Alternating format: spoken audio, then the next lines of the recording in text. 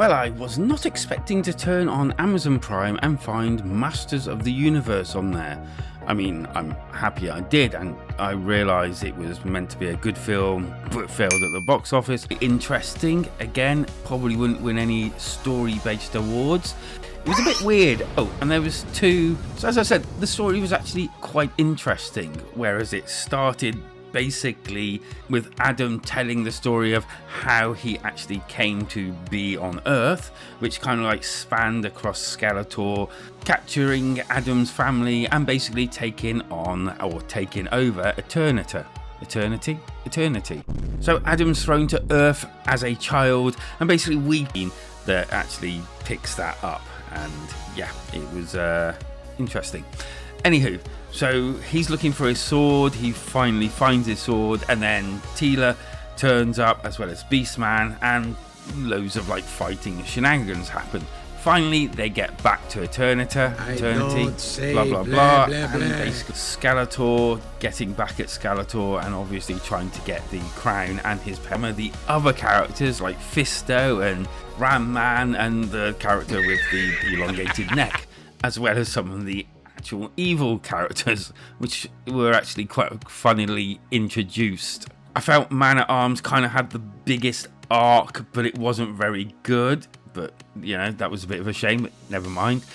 Teela also started off as a very strong woman. It almost looked like that scene where you're thinking that she's going to be the main strong woman, and then Adam's basically, or He-Man's going to be put to the side and put down by her. But thankfully that doesn't actually happen here, and it's all the better for it. Oh, and I also realised the he-him thing, everyone, you know, shooting their mouths off saying, oh, it's woke, it's got the blah blah blah. Yeah, that was actually a joke, and you can see it when you're watching it. It's obviously a joke. He, him, He-Man. Come on, you know.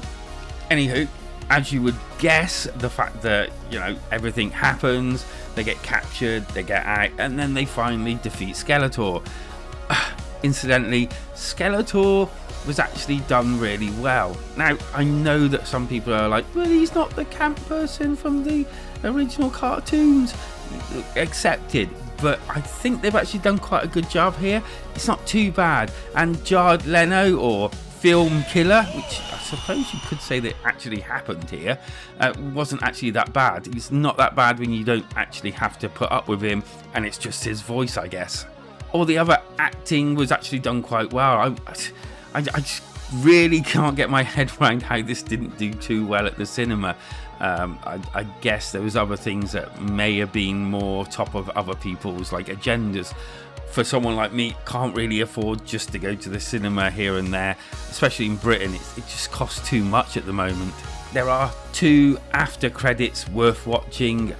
One which was a complete surprise, and kind of like a shame that they're probably not going to make another one, although it would be interesting if they made a TV series, or there's too many main like well-known actors to do that, I guess. I think the whole look of it also was pretty decent. I really enjoyed the fact that they kind of nailed a lot of the actual places, even though half the time they're all destroyed, but Castle Grit's in there as well, which was, you know, well appreciated. I think there was one advertisement for Amazon Prime in there, but I mean, they did fund it, so I was kind of expecting sort of something somewhere. But it's a lot less than what was in the War of the Worlds film. Oh man, that was a terrible film. Luckily, in 1 month's subscription, that's what I'm saying. There's also some cameos, one in there, which is also quite decent.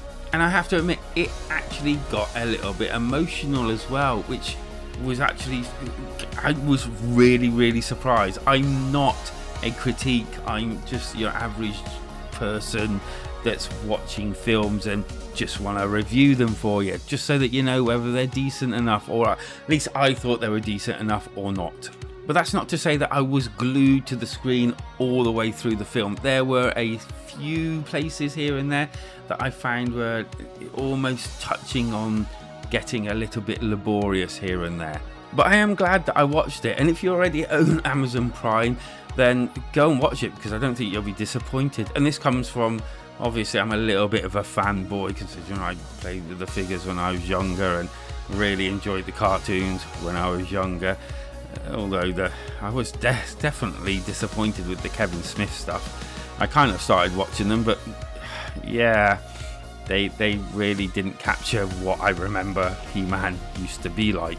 So I think I better rate it then. I mean, the film cost over 200 million to make. That's a lot of money. Although I'm guessing Amazon Prime has the dough to go round. So I think I'm going to be giving it a, I don't know, I'm going to go 7, 8. I'm going to go 8 out of 10. 8 out of 10. And I think that's mainly because of nostalgia and all. But I mean, to be fair, it really is a good film, and it was fun to watch. And because of it being such a decent film, or at least for me, it hurt even more the fact that the end credit bits, especially the one, kind of like nodded at something happening in the next or the sequel. And I honestly don't feel like we're going to get a sequel to it, which is a real big shame, to be fair. I mean, maybe they can make a sequel and not spend so much on it, or maybe it can make the money up from streaming and all that lot. So hopefully it may do. Anywho, will you be watching it? Do you like it? Did you go to the cinema and watch it? Let that down in the comment. I definitely want to know if you did that. So anyway, yeah, take care, and I'll see you on the next one.